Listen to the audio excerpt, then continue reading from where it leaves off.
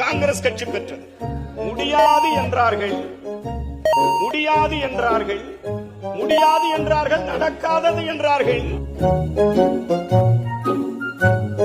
அங்க பக்கத்தில் இருந்து பேசும்போது தர முடியாது என்று சொன்னார்கள், வாய்ப்பில்லை என்று சொன்னார்கள், பார்க்க முடியாது என்று சொன்னார்கள். பேச என்னங்க அது?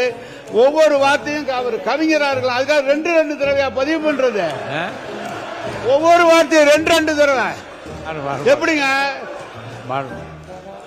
அமைச்சர் நீங்க ஒரு ரெண்டு வரியா பதிவு பண்ணா எத்தனை மணிக்கு இது முடிக்கிறது? அமைச்சர்